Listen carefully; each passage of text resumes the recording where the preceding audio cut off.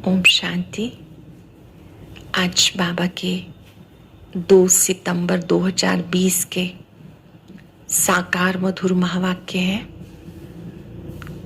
एक नजर कल के अभ्यास के कार्य पर। आप सबने जरूर अभ्यास किया होगा। मैं निश्चय बुद्धि विजयी आत्मा हूं। जरा भी माया संशय बुद्धि ना बना दे और साथ साथ ब्राह्मण जीवन की मर्यादाओं पर भी आपने अटेंशन रखा होगा। 5 स्वरूपों का अभ्यास भी किया होगा। अब इस अपनी नेचुरल नेचर बना लेना है। अब कुछ सेकंड के लिए अपने अनादि स्वरूप में स्थित हो जाएं।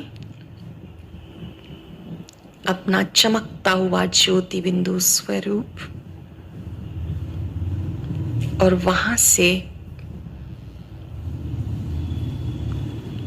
अपने देवताई स्वरूप में आ जाएं।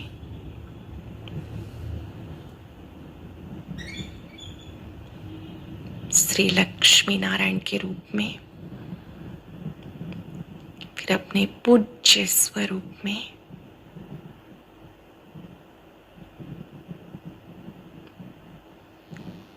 अभी अपने आप को ब्राह्मण स्वरूप में, जबकि मैं ईश्वरीय गोद में हूं, गॉडली स्टूडेंट हूं। अभी अभी फरिश्ता, प्रकाशमयी काया में। अब अपने ब्राह्मण स्वरूप में स्थित होकर गॉडली स्टूडेंट बनकर बाबा के मधुर महावाक्य सुनेंगे। आज के महावाक्यों में बाबा ने मुख्य रूप से याद दिलाया कि बच्चे, आप रूहानी पंडे हो। पंडा मीन्स गाइड। आप सबको रास्ता बताने वाले हो। घर का भी रास्ता बताने वाले हो, सुख धाम का भी रास्ता बताने वाले हो। अब आपको बाबा का परिचय मिला तो बाबा को बहुत प्यार से याद करना।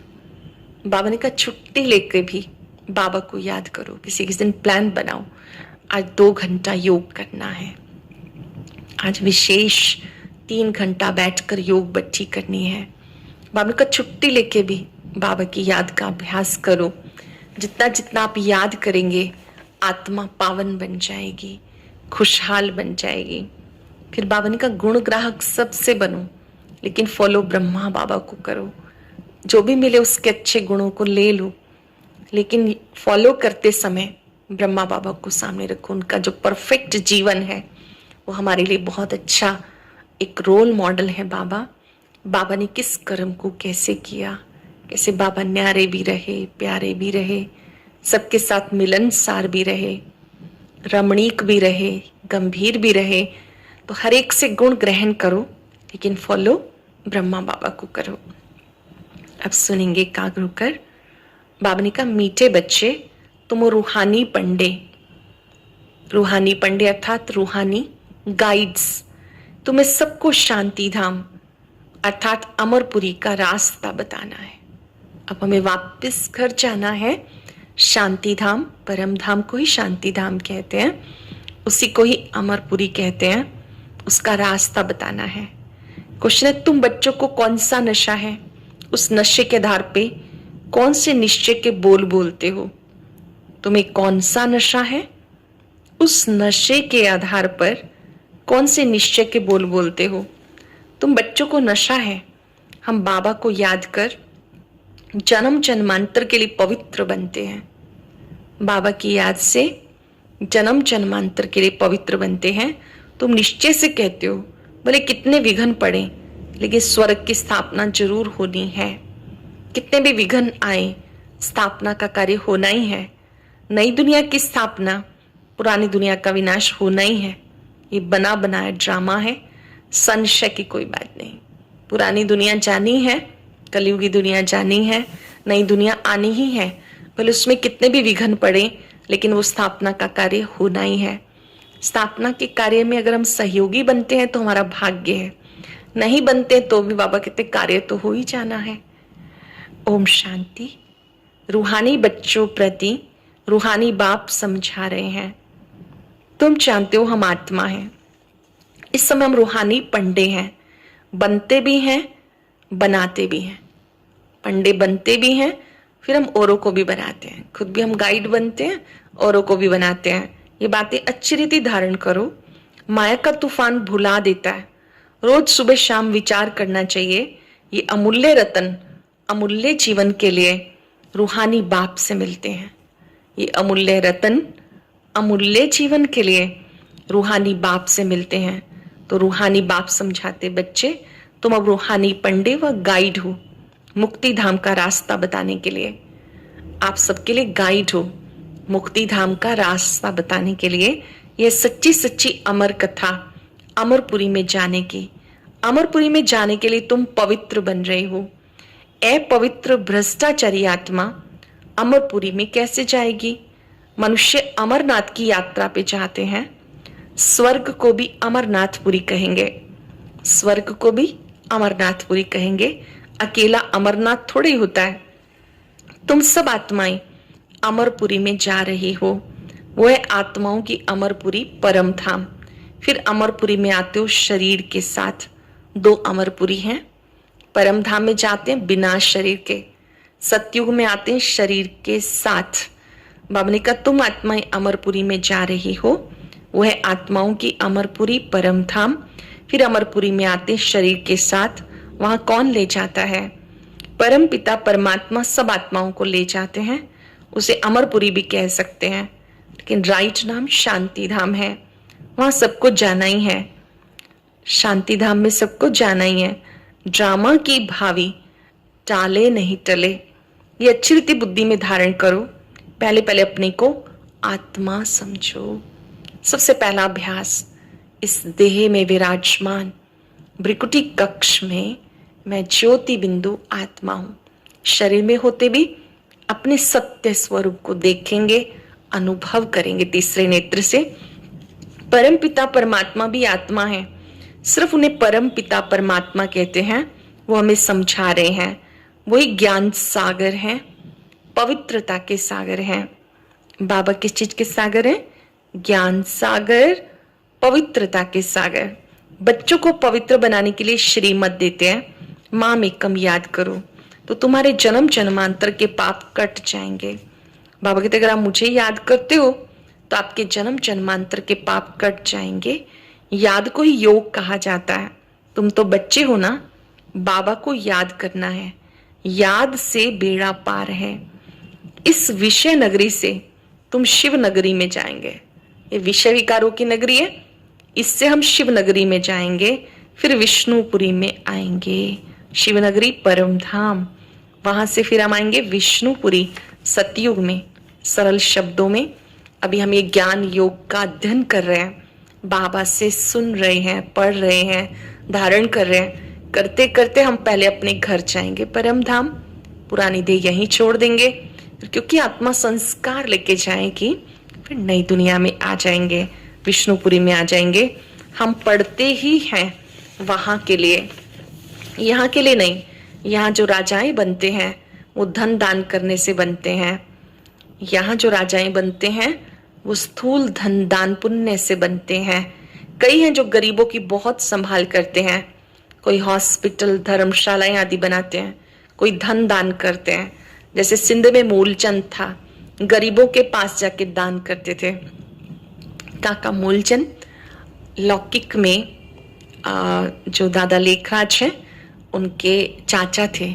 उनके साथ बैठकर ये भी खूब गरीबों को दान करते थे। उनकी भी दान में बहुत रुचि थी काका मूलचंद की। गरीबों के पास जाके दान करते थे, गरीबों की संभाल करते थे। ऐसे बहुत दानी होते हैं। सुबह को उठकर अन्न की मुट्ठी निकालते हैं। कुछ लोग उठते ही फटाफट मुट्ठी में अन्न लेंगे और वो दान करेंगे, गरीबों को दान करते हैं। आजकल तो ठगी बहुत है। पात्र को देख करके देना चाहिए, वो अकल तो है नहीं। पात्र हमेशा बाबा कहते सुपात्र होना चाहिए।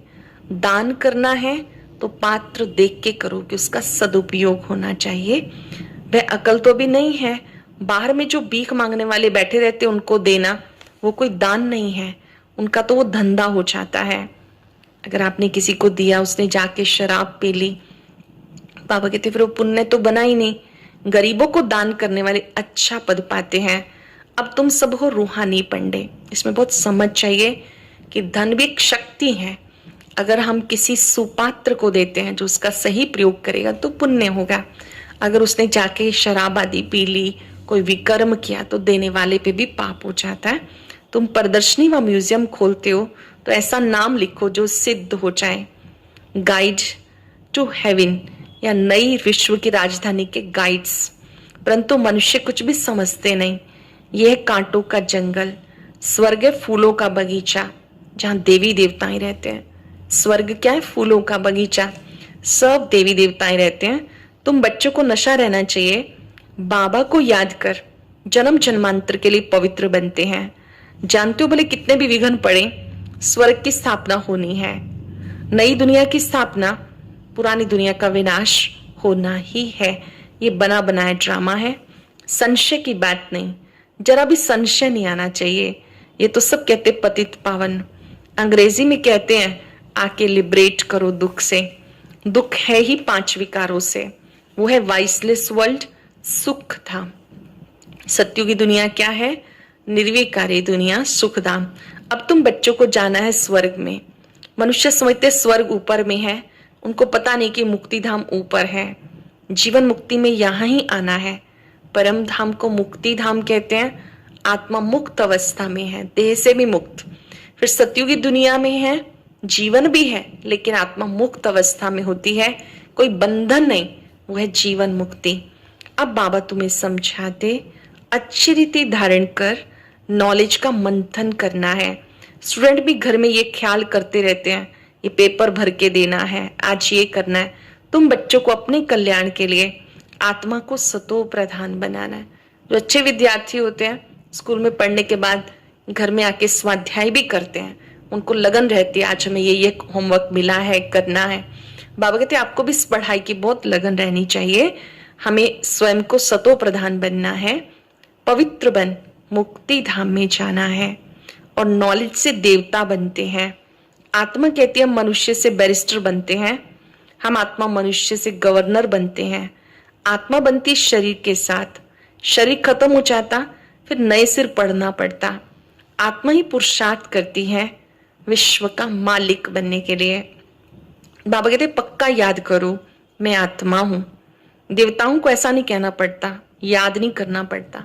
संगम युग पे प्रैक्टिस करनी है, क्योंकि हमें देह भान पक्का हो गया, शरीर समझने लगे। इसलिए बीच बीच में अपने आप से पूछते रहना मैं कौन, तो आपको याद आए भृकुटी में विराजमान मैं आत्मा हूं। मुझ आत्मा ने इस देह को धारण किया है। ऐसे ऐसे देह रूपी वस्त्र मैंने अनेक लिए, छोड़ दिए, ये भी छोड़ देना है। ऐसे देह से न्यारी अवस्था का अनुभव करना है, प्रैक्टिस करनी है आत्मा समझने की। देवी देवताओं को ये नहीं कहना पड़ता कि अपने को आत्मा समझो, प्रारब्ध भोग रहे हैं, पति थोड़े हैं जो बाप को याद करें। तुम आत्मा पति तो इसलिए याद करना है। जब हम देवी देवता होते तो वहां याद करने की आवश्यकता नहीं, क्योंकि आत्मा पावन है। इस समय आत्मा पतित है तो याद करने की आवश्यकता है। उनको याद करने की दरकार नहीं, ये ड्रामा है। एक भी दिन एक समान नहीं होता, ड्रामा चलता रहता है। ये नित्य नया ड्रामा है, हर एक का पार्ट अपना है। सारे दिन का पार्ट सेकंड बाय सेकंड बदलता रहता है, शूट होता रहता है। तो बाबा बच्चों को समझाते किसी भी बात में हार्ट फेल नहीं होना, कभी भी डिसहार्टेड नहीं होना, कोई कमजोर विचार से ढीले नहीं हो जाना। ये ज्ञान की बातें हैं। भले धंधा आदि करो, लेकिन भविष्य उच्च पद पाने के लिए पूरा पुरुषार्थ करो। काम धंधा करो, बिजनेस करो, बाबा की मना नहीं, लेकिन भविष्य के लिए भी कमाई जमा करो। समझने योग्य बात, कई धंधे में इतने बिजी हो जाते कि पुरुषार्थ के लिए टाइम ही नहीं, अमृत वेला ही नहीं करते, मुरली नहीं सुनते। बाबा कहते सच्ची कमाई जोड़ने के लिए भी पूरा पुरुषार्थ करो। ग्रस्त व्यवहार में भी रहना है। कुमारियां तो ग्रस्त में गई ही नहीं, ग्रस्ती उन्हें कहा जाता जिनके बाल बच्चे हैं। बाबा तो अदर कुमारी और कुमारी सबको पढ़ाते हैं। अदर कुमारी का भी अर्थ नहीं समझते। क्या आधा शरीर है? अब तुम जानते हो कन्या पवित्र है। अदर कन्या उसको कहते हैं जो अपवित्र बनने के बाद फिर पवित्र बनने का संकल्प लेती है। किसी की शादी हो गई, परिवार बन गया, फिर उसके बाद उनको बाबा की श्रीमत समझ में आती है कि पवित्र जीवन जीना है। तो बोले पहला जीवन कैसा भी रहा, अब उन्होंने पवित्रता के व्रत को अपनाया तो वो अधर कुमारी कहलाती हैं। तुम्हारा ही यादगार खड़ा है। बाबा तुम बच्चों को समझाते, बाबा तुम्हें पढ़ा रहे हैं। जानते हो हम आत्माएं मूल वतन की हैं, फिर आती हैं यहाँ पार्ट बचाने के लिए। सूर्यवंशी चंद्रवंशी राज्य कैसे करते हैं, क्षत्रियपन की निशानी बाण क्यों दिया, ये भी तुम जानते हो। लड़ाई की तो बात ही नहीं, ना असुरों की बात है, ना चोरी की बात सिद्ध होती है। ऐसा तो कोई रावण होता नहीं जो सीता को ले जाए।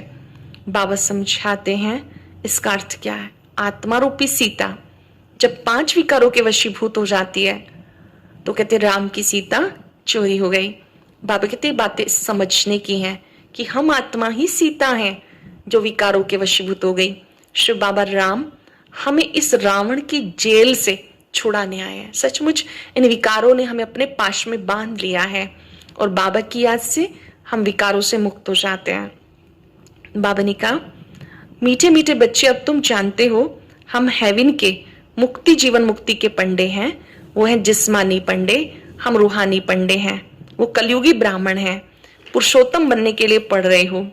हम पुरुषोत्तम संगम युग पर हैं। बाबा अनेक प्रकार से समझाते, फिर भी देवाभिमान में आने से भूल जाते हैं। बाबा अनेक प्रकार से बातें समझाते, फिर भी देवाभिमान में आने से भूल जाते। मैं आत्मा हूं, बाबा का बच्चा हूं, वो नशा नहीं रहता। बाबा कहते नशा रहना चाहिए, कार्य करते हुए, मिलते हुए, ऑफिस में, घर में पक्का रहे मैं आत्मा हूं, मैं शिव बाबा का बच्चा हूं।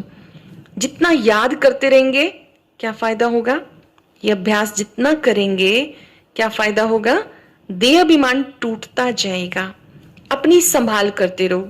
देखो हमारा देह अभिमान टूटा है, चेक करो कि मैंने ये अभ्यास किया कि मैं आत्मा हूं, बाबा का बच्चा हूं, इससे देह अभिमान टूटता जाएगा।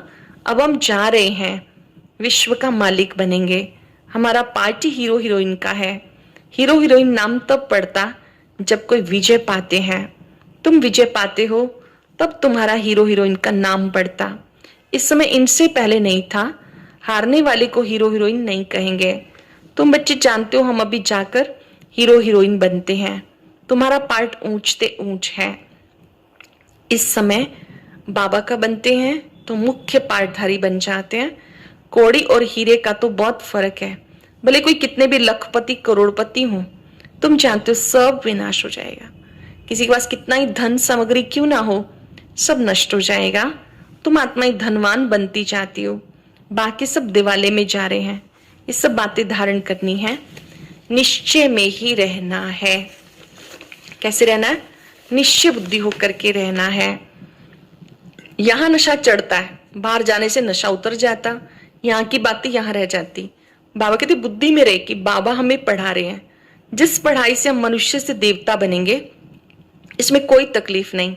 धंधे आदि से कुछ टाइम निकाल याद कर सकते हो, ये भी अपने लिए धंधा है ना। छुट्टी लेकर बाबा को याद करो। कभी कभी छुट्टी लेकर बाबा की याद में बैठो कि आज का प्रोजेक्ट है हमारा बाबा को याद करना, योग बच्ची करना। ये कोई झूठ नहीं बोलते, सारा दिन ऐसे ही थोड़ी गंवाना है। हम भविष्य का कुछ ख्याल तो करें। युक्तियां बहुत हैं, जितना हो सके टाइम निकाल कर बाप को याद करो। शरीर निर्वाह के लिए धंधा भी करो। हम तुम्हें विश्व का मालिक बनने की बहुत अच्छी राय देते हैं। तुम बच्चे सबको राय देने वाले हो। वजीर राय के लिए होते हैं, तुम एडवाइजर हो। आप सबको अच्छी राय देने वाले हो। सबको मुक्ति जीवन मुक्ति कैसे मिले इस जन्म में वो रास्ता बताते हो। मनुष्य स्लोगन आदि बनाते हैं, दीवार में ऊपर लगा देते हैं। जैसे तुम लिखते हो बी होली बी राजयोगी, पवित्र बनो राजयोगी बनो, परंतु इससे समझेंगे नहीं। अब तुम समझते हो बाप से वर्षा लेकर मुक्ति धाम का हम वर्षा लेते हैं। मुझे तुम पतित पावन कहते हो, मैं आके तुम्हें राय देता हूं पावन बनो। तुम भी एडवाइजर हो। बाबा कहते मैं तुम्हें राय देता हूं पवित्र बनो, योगी बनो। बाबा की तरह आप भी एडवाइजर हो। मुक्ति धाम में कोई भी जा नहीं सकता जब तक बाप एडवाइज ना करे, श्रीमत ना दे। श्री अर्थात श्रेष्ठ मत शिव बाबा की है। आत्माओं को श्रीमत मिल रही है। पाप आत्मा पुण्य आत्मा कहा जाता, पाप शरीर नहीं कहेंगे। आत्मा शरीर से पाप करती है, इसलिए पाप आत्मा कहा जाता है। शरीर बिगर आत्मा ना पाप ना पुण्य कर सकती। तो जितना हो सके विचार सागर मंथन करो। टाइम बहुत है। टीचर व प्रोफेसर हैं तो उनको भी युक्ति से ये रूहानी पढ़ाई पढ़ानी है।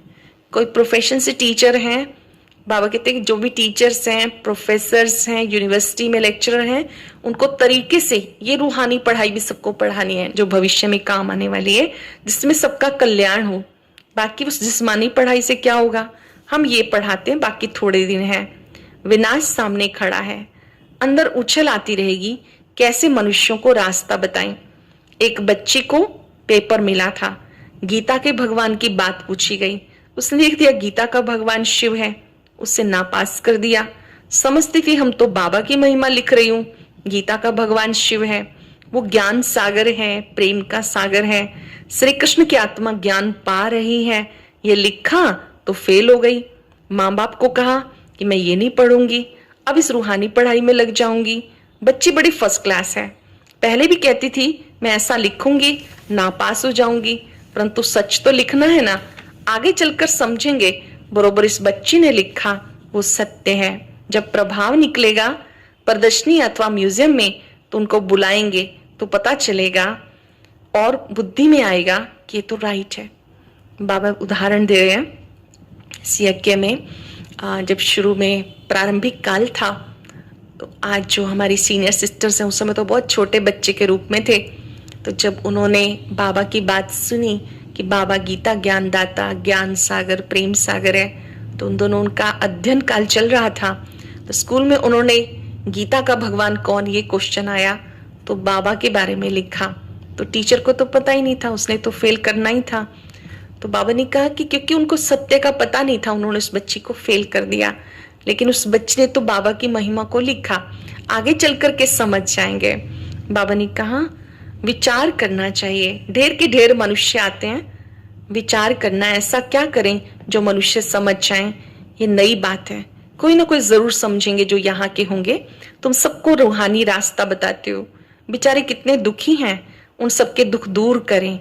खिटपिट बहुत है, एक दो के दुश्मन बनते हैं तो कैसे क्लास कर देते। अब बाबा बच्चों को अच्छी रीति समझाते। माताएं तो बेचारी अबोध होती हैं, कहती हम पढ़ी लिखी नहीं है। बाबा कहते नहीं पढ़े लिखे तो अच्छा है, वेद शास्त्र जो कुछ पढ़े हो वो तो सब भूल जाना है, पुराना जो भी पढ़ा वो तो भूल जाना है। मैं जो सुनाता हूँ वो सुनो, बाबा जो सुनाते वो सुनो, मुरली जो पहले सुनी है वो याद रखनी है, लेकिन इससे पहले जो भक्ति का ज्ञान था, अब बाबा भक्ति का भी सार बताते हैं, उन सब बातों को भूल जाना है, समझाना चाहिए।